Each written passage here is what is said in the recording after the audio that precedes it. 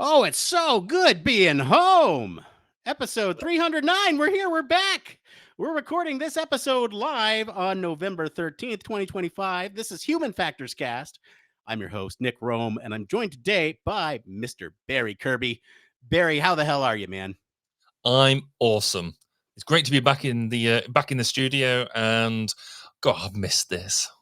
Me too. We're back by popular demand. We got an awesome show for you lined up. We're going to be catching up with all the human factors trends in the news that we missed while we've been gone for the last year. So, what do we got? We got AI video. We got new extended reality stuff. We got cars and how they're putting physical buttons back into them, which is a big win for human factors. And then, of course, we got robots. But first, we always got to talk about the programming notes. And you know what? If you're a longtime listener of the show, I want to thank you. Thank you for sticking with us, and thank you for sticking through the hiatus. Sabbatical's over. We're back. But I do want to bring up a couple things here. So why are we back? Why now? What happened? Well, I'm truly inspired and thankful for what has happened at Aspire this year. If you're not aware, we did put out a big, long live stream from Aspire this year. Talked to many great folks, had a lot of great conversations, but I think some of the conversations that happened off camera are some of the more interesting ones because a lot of folks have stopped by the podcast booth and asked a few questions, mainly what happened to the show? Where were you guys? What's going on? Why are you not producing? What happened to Barry? Are you guys okay? Uh, and my answer to that is yes. We both had some life stuff come up. Uh, I've relocated. If you're watching the video, you can see my fancy new digs in my background here. But I think one of the things that really humbled me is that despite not producing for the better half of a year, we had more people show up at the podcast booth this year than in any of the years past. And the show has been a continuous part of folks' lives. So just thank you from the bottom of my heart. Thank you. It's made me rejuvenated and inspired. And I guess, as they say, the show must go on. I also want to welcome a couple new folks who we picked up at HFES to the lab. So welcome to Rydia, Esha, and Jasmine to the lab. We are working on some really cool stuff, one of which I will tease in just a moment. The other thing that's exciting news, since we've been gone, I have been keeping an eye on a Chinese oil drilling company. Now, Barry, do you have any idea why I might have my eyes on a Chinese oil drilling company? No, and I can't wait to find out. So there was a Chinese oil drilling company that took our domain, humanfactorscast.com, back in 2019. And it's been a vicious fight, a vicious battle. But I can confidently say that we are now the owners of the humanfactorscast.com domain. So you can go there and check out all our stuff. It still redirects you to the media site. But take that, Chinese drillers. Why do Chinese drillers need the human? I don't know. It's the strangest thing. It's the strangest thing. Anyway, as I mentioned, we have that HFES Aspire live on our video platforms now, so go check that out. And if you want a little sneak peek of some of the fun stuff the lab is working on, if they say there's no more original thoughts in the world, let me propose to you this sentence. Chris Wicken's thirst trap video. If that's not enough to entice you, go check out our TikTok and watch the thirst trap video. There you go. There. Barry, it's been a long year. What's been going on at 12:02? Well, at 12:02, pretty much the same has been going on as what's been going on in Human Factors Cast. Not a lot. So 12:02 is still on a pause. I know the last time we spoke, a year ago, we were looking at rejuvenating what was going on, and we still talk about that. And in fact, the team has come up with the list of topics and about how we're going to bring it back. But we wanted to be more planned, more considered, and more sustainable. Because as we found out, when it's just a few people doing a lot of work, the ability to effectively burn out and lose the fun is real. So we want to make it more sustainable and make that work. But in, I guess, other news, which I think we spoke about a bit the last time we were around, one of my other hats that I've now taken on is I'm a co-chair in the IEA Public Relations and Communications Committee, which is a sexy sounding title. But basically, trying to develop a new comms strategy, and a comms policy. And when I say new, there's never actually been one in the past. So I'm trying to take us into new places. So hopefully, with the work that we're doing there, then we'll see encouraging more people to do the sort of thing that we're doing, share work, share what they're doing in different ways. And then the big thing coming up, which I'm going to be pushing people to be talking about quite a lot over the next 12 months or so, is IEA 27, which is the IEA Triennial Conference. It was in South Korea a couple of years ago, and it's now coming to London. So yeah, there's been a lot going on, as well as work been getting in the way. Work has been really, really heavy. But I'm so pleased to be back here where we can actually do the fun stuff, because I think that's the big thing. It's all work and no play, whereas I've really missed being able to just chat and have a bit of fun around the human factors piece, as well as bringing seriously dedicated reviews and insights into human factors news. Yeah, well, speaking of the news, shall we get into it? Let's do that. Let's hit the thing. Go, hit it, go.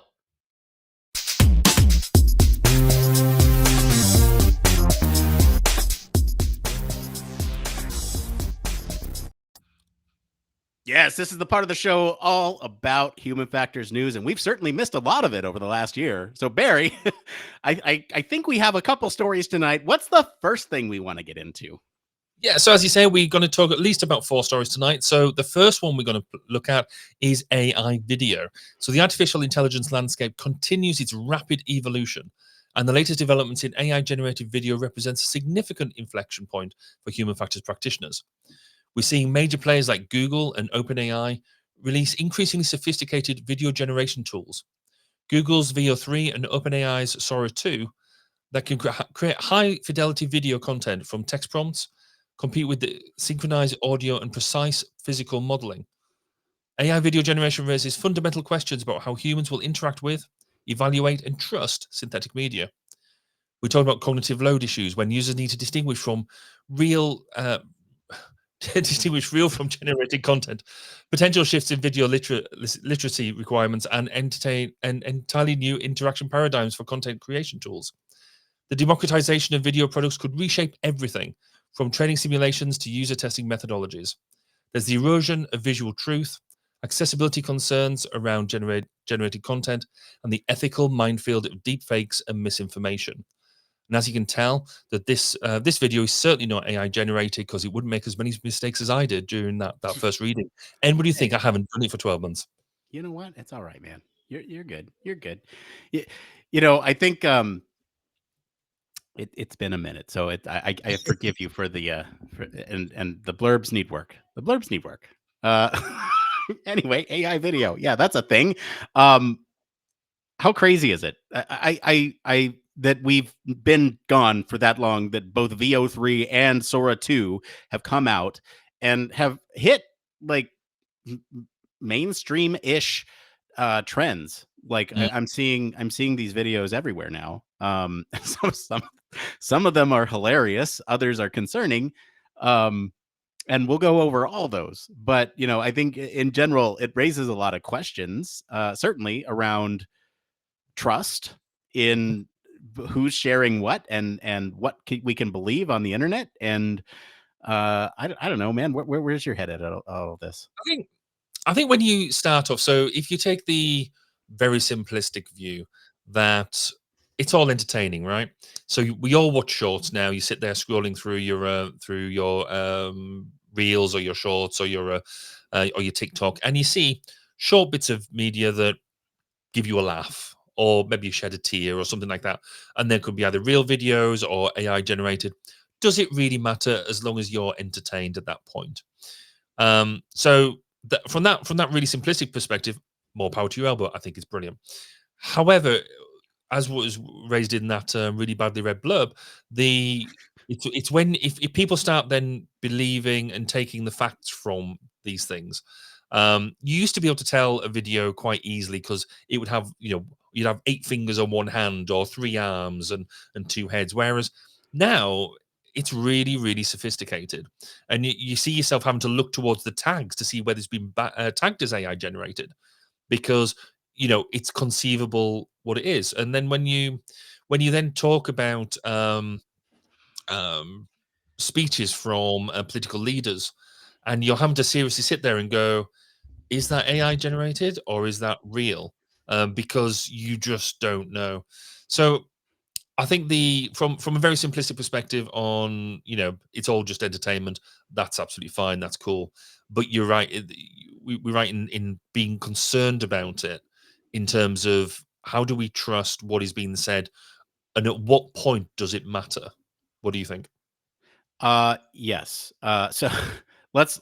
I'd like to talk about the breadth of what's out there, right? So on the funny spectrum, some of the things that I've seen are like, have you seen the chiropractor video? No. The chiropractor videos, they're taking like 2x4s and smacking people on the back and throwing them into the wall. Just Nice. completely ridiculous scenarios that you would never actually find in real life, which those are hilarious to me. Then there's sort of in the middle, which is like convincing, but not meant to be inherently deceptive or dangerous. So this is like the kittens jumping on the trampoline or something. It's like a Ring camera footage of kittens jumping on a trampoline. I don't remember that one. Bunnies? Was it bunnies? It might have been bunnies. Like that, yeah. Bunnies jumping on the trampoline. And that's not inherently like something to promote misinformation. It's probably just something that somebody created, like show me bunnies jumping on a trampoline through a Ring camera. And then there's sort of the other more dangerous, sinister end. And I've seen all three of these on those platforms. The last one that I've seen is people going around and taking an image of somebody like store, and then giving an AI a prompt to have them do something like show their belly or like climb on top of something in the store and show it to them, be like, is this you? Do Yeah. this, and I've seen that trend, and that one's a little bit more dangerous because now you're actually trying to convey that somebody did something that they did not do. And you can go even further too, right? You have I think at one point during the year you had a some AI video of Donald Trump licking Elon Musk's feet played in some federal government building, right? Yeah. And so like if you believe that type of thing, it might be convincing. But then so I think there's quite a broad spectrum of how to use this in terms of how we actually discern. There's a really good account, and I wish I had his name handy, but he goes through and looks at videos and kind of gives you information about the tells for AI videos, and you can look at things like the fuzzy edges, and staying on top of that stuff is going to make it really apparent who knows, um, who is able to discern real from generated. I don't know. I have a lot of like concerns, I guess, if this is used for nefarious purposes in the past. But I guess the sort of default that I've taken over the last couple months has been default to no trust. In what I'm Yeah. seeing. If it seems like it's too crazy, it probably is. And I know that's not true for all videos, but that's sort of the approach that I've sort of found myself in. Is I used to go, wow, that's crazy, they caught that on camera, to did they really? I don't know what's been your sort of shift over the last few months. I think there's been a definite, because certainly, and we've got to take this into account where politics is as well, or general people's belief in what's going on, because I don't think that necessarily people are using these videos as sources of truth.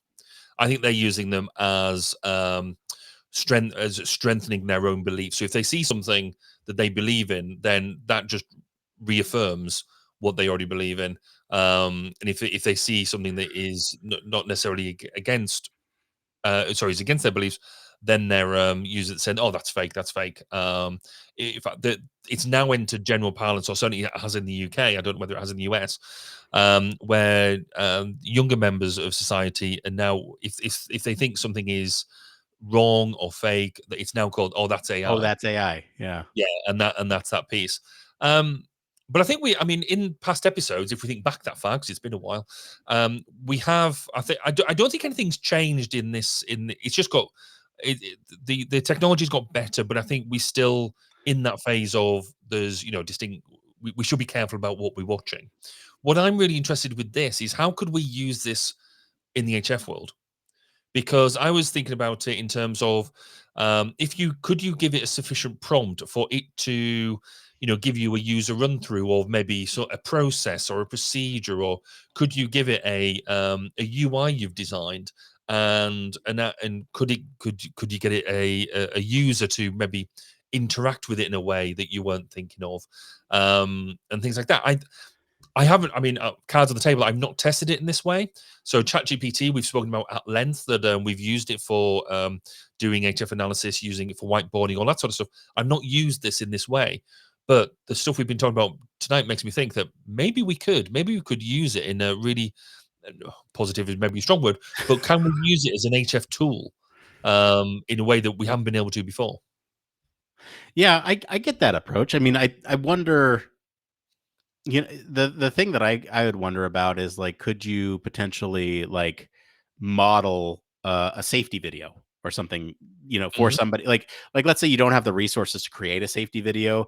Could a one person human factors team come up with a safety training video for a product that actually uses it in a way, or is convincing in a way, that is approved by the human factors person, that then they can go off and say it's out there. I mean, there's probably still like, you need to disclose that it was AI. And speaking of disclosures, like there's a whole realm of uh laws and safeguards and guardrails against AI that we could get into, but that's I feel too And much that's a for whole this. new Yeah, episode. we've talked at length about that in the past, but I mean, it goes to say, like, you require people to label it as AI generated, but they don't always.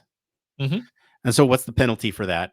Slap Yeah. on the wrist, a content violation, right? That type of thing. But really, I think the power in this is going to be, it will create a divide between those who have media literacy and those who do not. Hmm. Um, and it's really good. It's really going to be interesting to see. I've even had this happen a couple times where my wife has shown me a video, and she hates AI with a passion, and she like I love to kind of poke at her about it, because I'm like, that it could be used for like good stuff too. Um, she hates it with a passion, and so she shows me a video, and I'll flip it on her and be like, that's AI, right? Yes.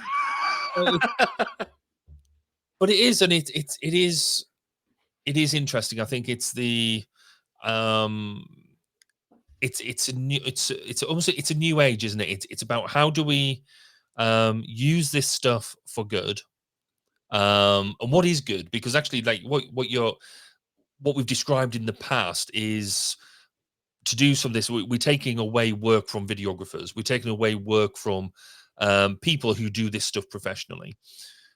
But then the other argument is true, that actually we wouldn't be using it if it wasn't available.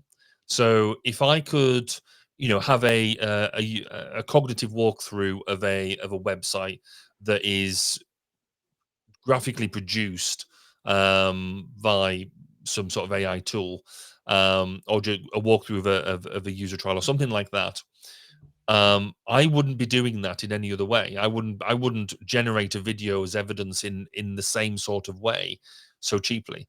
So I don't think you're taking anybody's jobs away as such, because the jobs wouldn't be there in the first place.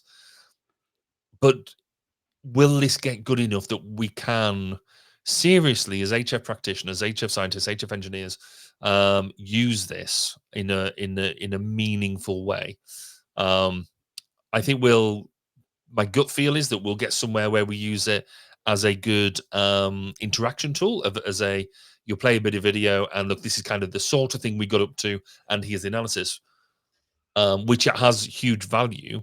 Um, whether it gets any more than that, I don't know. Be cool if it did, though. Yeah, I wonder. So, I mean, there's some safety elements here. With Sora, at least you have that Sora logo. I mean, you can remove watermarks fairly easy, but that one at least is good to see. It's there. I wonder. as we start to think about what this actually means for society and the long-term effects, um, as I said, I'm kind of switching my default mode to disbelief. I'm disbelieving that you are in the dark right now. You are turning on the lights. Yeah, no, my studio isn't used to actually me being in here doing this, so yeah, that's exciting. But I think what would it take for us societally to to have that media literacy? Should education systems like test whether or not children are able to discern something? I've had these conversations with my son. I say, do you think this is real or fake, or real or AI? And I ask him why. And he's like, I don't think that would actually happen. So I'm having these conversations with a 6-year-old. But I think I wonder. That's where my head's at. What type of things can we do from a society to protect our own interests from falling victim to these artificially generated videos? Yes, and I guess there is an element there of truly understanding impact, and we've got to be able to, in the same way that I guess during a court case we have to understand, what damages to of slander and libel, because it's in a similar vein. Um, if you're if you it, it's fraud in many ways, but we've got to understand what the impact of that is, and be able to quantify it in order for legal cases to be to start running through. So yeah, no, I think interesting times. Yeah. All right.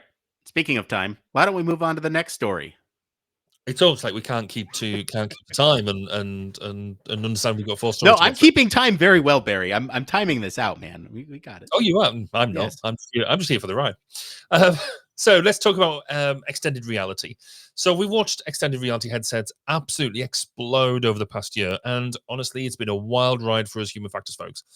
Between Meta pushing their Ray-Ban smart glasses with AI integration and Apple upgrading the Vision Pro with their M5 chip, we're seeing this fundamental shift from VR-only experiences to mixed reality becoming the baseline expectation.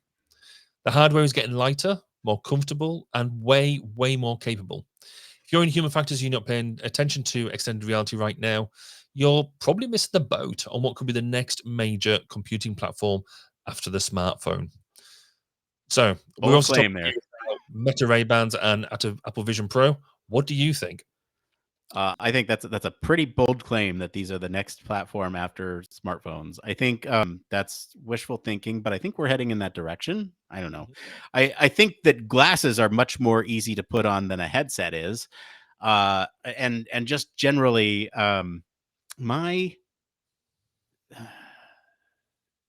faith and interest in VR have waned over time. And that's VR, sure, XR.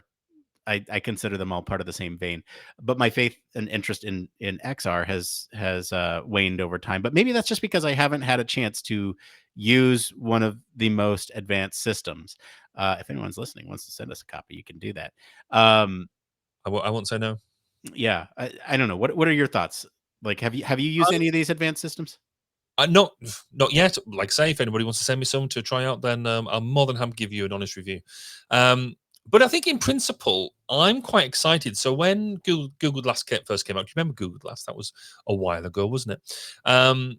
So when Google Glass first came out, when it came out to the UK, I bought a set, and then they cancelled the program shortly after. Not that I'm bitter, but the idea behind what that was, the fact that you weren't putting on a headset that excluded your vision, and you're entering another world. It was part of your world. I quite liked, but the big pushback against it at the time was everybody knew you wearing Google Glass because it was bulky, it was very specific, and it looked exactly like what it was. Where I see the Meta Ray-Ban display in particular changing the game here is because it's just another pair of shades. Unless you know what you're looking for, it's just another pair of glasses, um, which I think is really cool. There's a flip side argument to that though. That again, one of the big arguments against Google Glass was people's safety, privacy, and all that going on with the cameras and whatnot. Now I don't believe, and I could be wrong, the Meta Ray-Ban has all the inbuilt cameras in the same way as Google Glass had, but you're still having a level of your privacy being invaded, but in this time you don't know that it's happening, because the technology's got so much better. And unless you know that that it's happening, then what does that mean for us? Because if anybody's wearing body cams or anything like that, it's blatantly obvious wearing a body cam. It's a big square thing on your chest, etc. So there is elements around that, but also there's the societal issues here, where if somebody's wearing, it's bad enough at the moment when you're in a Teams meeting or Zoom meeting or whatever, and somebody hasn't got the camera on, you don't know whether they're paying attention to what you're saying. You're not getting them societal cues with these more realistic, believable headsets. Providing that augmented reality, you have no idea really the person you're talking to. What are they actually looking at? Are they paying attention to you, or actually are they reading the news on the through their extended reality because they're bored of you, but they're just showing you a polite face? Or are they getting better cues on how to react and engage with you, using more information as it comes in that you just don't have? So in all sorts of meetings, etc., etc., they maybe are unleveling the playing field. That said, I'm quite excited by them. I think I like the idea of them, particularly from a human factors perspective. We love doing eye tracking experimentation, and I think allowing these type of things to exist helps us with queuing and things like that. So there's all sorts of good stuff we could do with it for as far as enhancing tasks. But there is, I think there's some real issues to grapple with, and this is not going to go away. I think these are now here too. These have now been the first ones that you can look at and say, XR is here to stay. Yeah, a few things. I think the first thing with regards to privacy safety is that these glasses have a visual indicator on them that indicates that you're being recorded. I think it's a little red light. The problem with that is that you can hack this thing to disable the light. You can put over a piece of electrical tape over the light, so you're immediately being deceptive when you do those things. There's also, when it comes to privacy and safety, I think there's there was an article in Forbes a couple months back that looked at a group of college students. I'm trying to look at the article right now. Yeah, Harvard. They had hooked these Ray-Ban smart glasses up to a facial recognition system that they had built, and what it did is, as you were talking to somebody, it would recognize their face, look them up on social media, and you were able to pull up details about them live in the moment. And they call it eye X-ray, and that also, well, I mean, we all need to take care of our digital footprint, but it just goes to show how big our digital footprint can be. If somebody were to look at me and go, "Oh, hey, you're the host of Human Factors Cast," I wouldn't know if they've actually know that from listening to the show, or if their glasses just looked it up. So there's a ton of privacy concerns, a ton of security concerns, and I think that's a lot to think through. I don't know all the answers, but I mean, we open the can of worms on this show and don't put them back in. I think there's a lot of, I mean, just thinking about work I'm doing at the moment, I think there is massive amounts of positive roles I can see this being useful in. So any sort of maintenance activities, any sort of maintenance tasks. So it acts like that virtual mentor, virtual assistant. It can recognize what you're looking at, help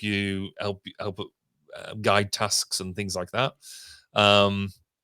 You could have it in medical settings, where I think paramedics being able to identify things by it seeing what it can see through the cameras. A slightly more I guess in the UK, I'd be happier with this than what's happening in the US at the moment. But how the police forces could be using it. So when you have to, police pull you over, you have to give them identification. Actually, they could probably get that fairly quickly using these type of devices rather than having to go through and look up and all that sort of stuff. Whether that's a good thing at the moment, I don't know. So I think it's interesting. The one I haven't really seen, if I'm honest, so I've seen a lot on the Meta Ray Bans. I've seen very little on the Apple Vision, comparatively. So Yeah. So really, what the Apple Vision thing here, they added the M5 chip, and they've added some comfort features. But I think what's interesting about both of these, um, they've well, also with the Apple, they've added some additional features with like being able to show more pixels to the eye and to do a higher refresh rate, which is better for things. But I think the interesting thing to me across both of these stories is that the default has now gone to mixed reality, yes. where the default in the past had been like, oh, let's look at virtual reality and see how we can throw on a headset and get transported to this other world. But now it seems like that's kind of like it also has this too, and that's kind of nice in some scenarios, like where you can watch a big screen TV or something in a virtual environment. But I think the interesting thing is the default towards the mixed reality, and that is exciting to me. I mean, you imagine a world, you started to bring up some of these like use cases. You imagine a world where um, you have onboard captioning for somebody who needs accessibility features, right? Like you're sitting in a panel and you have onboard captioning right there. Like you said, I think there's probably a lot of good that we can do data collection wise in terms of like studies and tasks that we could use to better make things for humans. And so I don't doubt the positive upsides to these. My brain tends to go towards the darker side of this. It's like, there's a story about a guy walking around a water park with these Ray-Ban, and no one thinks otherwise. There's still a novel enough technology to where people won't look twice at you for wearing Ray-Bans. I think it will be quite interesting once we get to the point in the future where this stuff is more ubiquitous to where everyone is wearing a pair, right? There was a point where not everyone had a smartphone. There was a mix of smart and dumb phones. And it was not that long after where everybody had one. And I'm wondering if we'll encounter something similar here. Are there going to be things that we attach to our glasses that then operate the same way, that give us that same advantage as the built-in, the built-in Ray-Ban stuff? Will glasses come with this by default? Are there going to be pairs that people can wear that don't have lenses in them, or have lenses that don't have magnifying qualities for the vision impaired? Right? Like, will everybody have a pair of glasses in the future? I don't know. Um, but it is kind of interesting to think about where we would go if this technology became more affordable, because like I said, I can see the upsides, Mhm. being able to Yeah. display my calendar on the wall, or whatever it is. I think there's the interesting bit with both of these examples is they, as you quite rightly highlighted, they're almost two ends of a spectrum, where the Apple Vision Pro is still in that headset. It's big, it's ugly. When you compare it to the set of Ray-Bans, Ray-Bans is looking like it's part of you.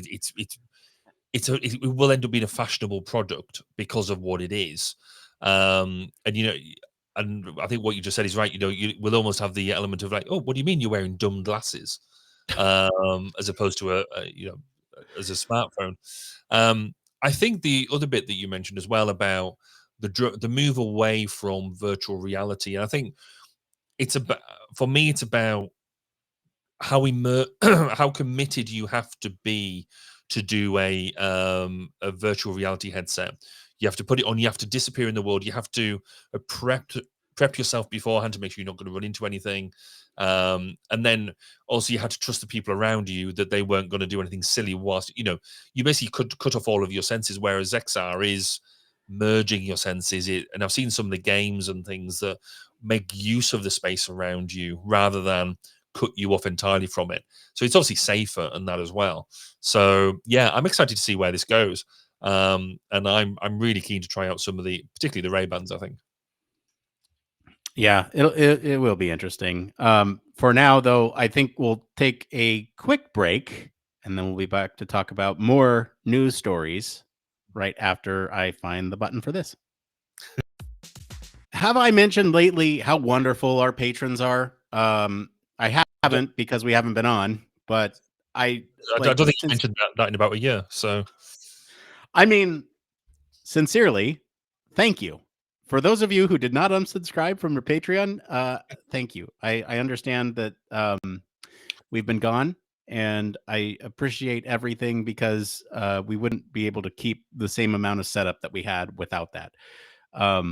I can commit that we are back. We are back, baby. We'll make it worth it. So thank you. I have nothing else to add. Just thank you. The show is supported by people like you. Okay, let's get into our last two stories here. You want to read the next one for cars? Yeah. So, in a revolution for common sense, the automotive industry has experienced a significant course correction in interface design, marking a rare victory for human factors principles over aesthetic minimalism. After years of migrating crucial vehicle controls to touchscreens, a trend that prioritized sleek dashboards over driver safety, manufacturers are finally acknowledging what ergonomics researchers have long warned: eyes off road time matters. Euro NCAP's decision to require physical controls for 5-star safety ratings, coupled with major automakers reversing their touchscreen-only strategies, represents more than just a design trend. It's a validation that evidence-based human factors engineering eventually prevails, even against powerful market forces. So, Nick, what's your car look like now? It's still got a lot of physical control. I still drive a 2015 thing. Like, Cool.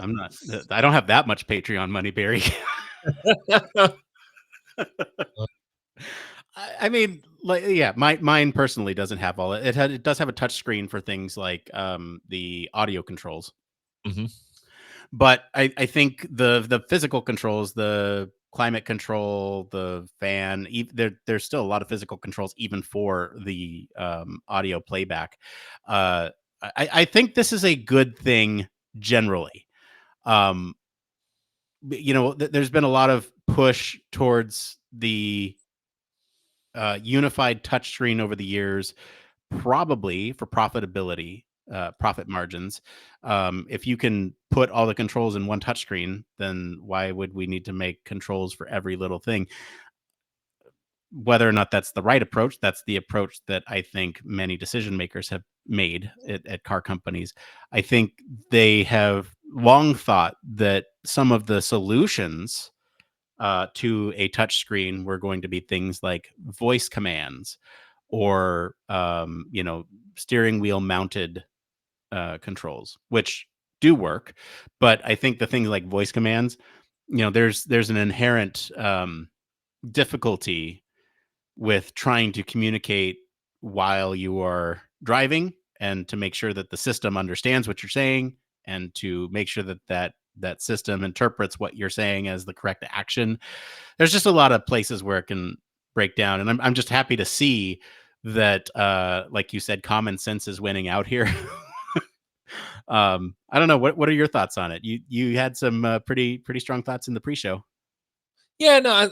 So I've always been a bit of a touchscreen fan within reason. So from a design perspective, as soon as you commit to a hard button, you cannot change that design. You cannot play with it. You cannot evolve it. You can't improve it. It is once you've committed to a hard button, it's absolutely there in, I was gonna say in stone, probably in plastic. And so from a future looking perspective, I do think that that touchscreens have a huge amount of value in evolving systems, but that is always has to have been traded off, and particularly when I remember doing this work years ago in civilian cockpit space, that it was right. What can you put on a touchscreen? What has to stay hard as hard buttons, and why? And so it's things like where you're needing to do stuff, but you need to keep your eyes on the road, eyes in the air, eyes outside the cockpit to do things. And you need to be able to touch it, identify it, and then action it without actually having to look at it. And so them sort of controls are really, really important. So getting that balance right between what can I have on a touch screen, what do I need to have physical controls, I think is as much of an art as it was a science. And really what drove us down a whole touchscreen route was, if we've got to be blunt about it, was Tesla. A lot of other companies were, I guess, playing with touchscreens and putting more onto it, but it wasn't until you got to Tesla putting all the controls through a single screen and a single point of failure, that everyone suddenly started going, "Whoa, is this a step too far?" In previous programs, we obviously joked a bit about so I had the Mustang Mach-E that had a very large screen, but had a balance of controls on the screen and hardwired controls. And I did see through upgrades, as some weren't necessarily I would consider upgrades, but yes, that touchscreen environment evolved, that screen environment evolved, and some of the actual hard buttons that had functions were actually ended up being disabled because they couldn't get on with them, and so they could have been dealt with in different ways. So I'm liking where we're at now. I'm liking that an identification of, right, these controls, these bits, you have to have hardwired, you have to have physical buttons, because it gives the guidance to designers as well, about what is important, but also then still allowing touchscreens, not just touchscreens, but actually digital displays, to allow flexibility for designers to not have to upgrade the car every time, but you can still upgrade the screens and get a new user experience in it. It would be really cool, and this is a slight aside, that with them screens, if you could actually get into them and maybe have an element of customization that you as a user can do, just as not as HF designers, but as a vehicle owner, being able to better customize displays. But that's an aside to what we're talking about with touchscreens. Giving my Star Wars UI on that touchscreen. Yeah, that'd be fun. I've I think. seen do stuff like that. That's cool. Yeah, I think there's I see your point about being able to update over time, but for things like the way that I'm thinking about it, do you really need updates for climate controls? They're knobs and switches, and those work. We know those work, and those work with gloves on. Yeah, that's true. So the interesting thing to me is that the NCAP, the Euro NCAP has full out said, if you want a 5-star safety rating, you are going to need physical controls for indicators, hazards, wipers, horns, and e-call. So that, I mean, I've got no arguments with any of them. I think it's when you're then looking at the entertainment system. So still sure. you want to have your volume and stuff hardwired, I think, because you want to be able to mute it quickly. But being able to change, forward and moving tracks back, forward and back, being able to change music sources, things like that. Being able to watch different things on there when you're parked up. I think there is, again, it's that balance. And I want to be able to take a display and make it cool, and make it really personable. And as the technology evolves, or I guess maybe the software evolves, I want to be able to have the opportunity to upgrade that car without having to upgrade everything in it. I think it provides a better product. Yeah, I wonder if there's some things that you can do from a safety perspective when it comes to this hybrid approach of using touchscreens versus the physical controls, I wonder if there's things that you can do, like being able to limit the amount of menus that you have to go through on a physical touch or on a touch screen while you're driving, right? Can you disable menus, right? Something that where you need to actually glance away and scroll and click and do those things. I don't know. Like, wouldn't it be great if we had like human factor scores on these cars, right? Like instead of safety ratings, you get human factors, human factors ratings. Cool. I mean, what's really interesting is so I no I no longer have my Mustang. I've now got a Dacia Bigster. I don't have you heard of Dacia in the US? Mm, So it's a where's it from? It's a bit Eastern European based company, but actually Renault have now either bought it out or co-own it. And we've got them. Basically they started off by providing SUVs, but really cheap. So decent quality, but cheap. And so you're buying an affordable vehicle. And then Renault bought them out, I think, 2-3 years ago. And now you're getting Renault engineering as well in that. And what I'm quite interested by is this has got a touchscreen in it, much smaller and a lot more physical controls. Some of them are not quite badly designed physical controls, but they've still got physical controls. And it's still got some of this idea of locking some of this stuff out, locking some of the UI out when you're driving and things like that, which I quite like. I think it just proves that that good UI doesn't have to cost the earth. And getting both touchscreen and the physical bits right, you can do that. It's not just the purview of high end cars. I'm quite excited to see what this new view into the future looks like for vehicle UI. yeah, it'll be interesting to see where the line is. Speaking of the line, do you want to talk about robotics? And I'll talk about why the line is a good good Yeah, transition for that. I'm doing that. So 1X Technologies is now taking pre-orders for Neo, a humanoid robot designed specifically for household use, with delivery starting in 2026. This marks a significant shift from sci-fi concept to actual product you can buy. For 20 grand or for $499 a month, what's interesting from a human factors perspective is their design philosophy. They're prioritizing safety with compliant actuators, soft body construction, and intuitive voice interfaces powered by large language models. The robot can learn new tasks through teleoperation and includes privacy features like no-go zones. For our field, this represents a critical movement where we seriously need to address human-robot interaction design, trust calibration, and the cognitive load managing of AI assistants in intimate home environments.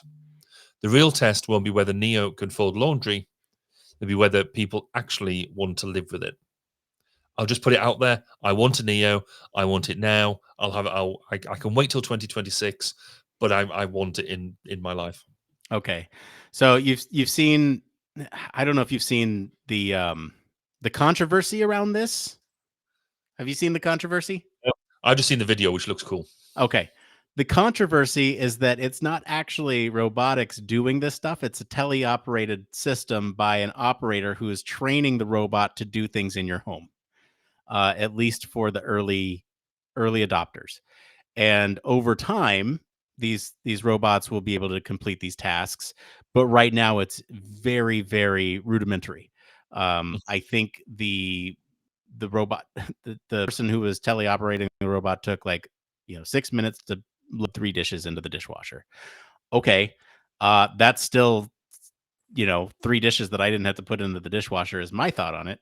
I would love a robot in the home to do some of those things, keep it tidy, that type of thing.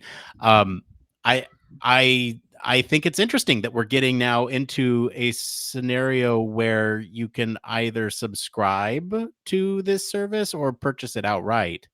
Mm. Uh, and the subscription is an interesting price when you look at the cost to own.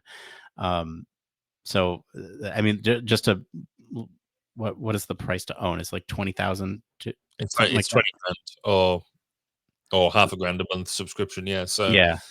um you're basically 40 months. You'd have, right? Yeah, 40 months. You'd have paid it off.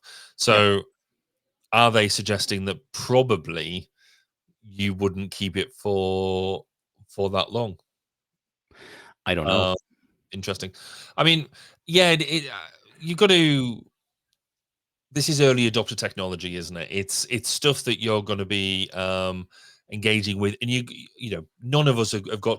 I don't. Well, I haven't had. You might have. I don't know whether you Swish new background and things. You got 20 grand just to drop on a new robot just to help you around the home. Yeah, this background costs 20 grand, Barry. Yeah. Well, that Patreon, you know, it's got to be spent somewhere. Not You know what I cars. mean? Background. The type of people that's going to be dropping this at the moment is not you or I or the general public. But yeah, so for that reason, you know, with any sort of AI or autonomy based technologies, we've got to start asking the questions. Right, what's the knowledge base? Where's it coming from? And it's got to learn somewhere. So how that is happening is interesting. But go ahead, 2 years maybe, maybe not even that long, but say 2 years. This type of system will have changed, will have graded. I mean, I guess where I'm at the moment is we recently just got one of the automated vacuum machines, vacuum cleaners. So the little the little vacuum robot. And I was when we first got it, or when we first were talking about it, I was like, we don't need that. That's just silly. Why would we waste? Because they're not cheap. Why would you waste the money in doing that? But I have to say, we've had it now a month, maybe something like that, and my carpets have never been so clean because it goes out every single day whilst you're out at work, whilst you're out doing whatever, and it's just doing its thing, and you've suddenly freed up time, or you've got cleaner rooms depending on which, you know, if you're anything like me, then it maybe just got slipped. So if this is then able to do stuff like loading the dishwasher, like doing your laundry and that type of thing when you're not there, that's got to be power to everybody's elbow, because this is the whole thing about where the future of the human race and the autonomy in the machines live, is that if it's not freeing up time for us to do other things, then almost what's the point? Whether people are going to have problems with a humanoid in the home as opposed to a vacuum cleaner that looks like a little disc just pootling around, is that going to cause problems? Is that going to cause problems of how we perceive Neo in this case? So yeah, I mean, I'm intrigued to see where this goes.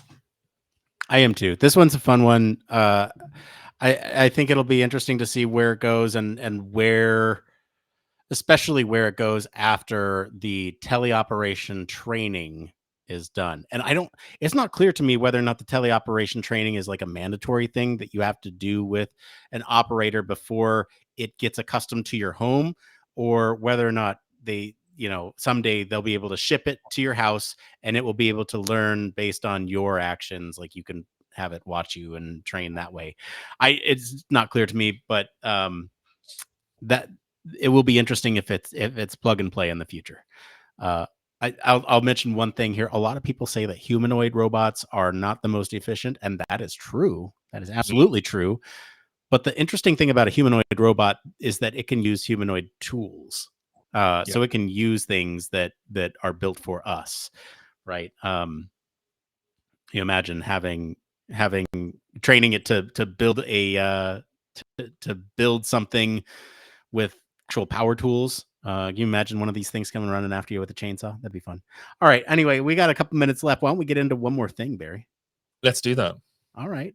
Well, what's your one more thing? How do we do this? Do you go first? Do I go first? I'll go first.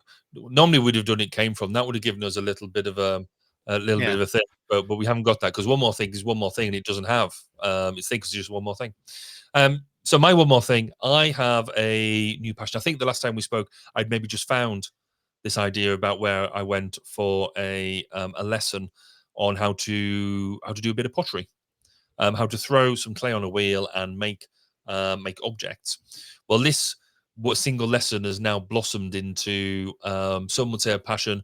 I think obsession is probably um, a better thing, where I spend a lot of my time now. Whereas I used to watch videos on things like AI robots and things like that, I now watch people throwing clay on a wheel and making cylinders, and attaching handles to these cylinders. And then it's a mug, or broadening out the top of it, and suddenly it's a bowl. There's so much you can do with a cylinder; it's unreal.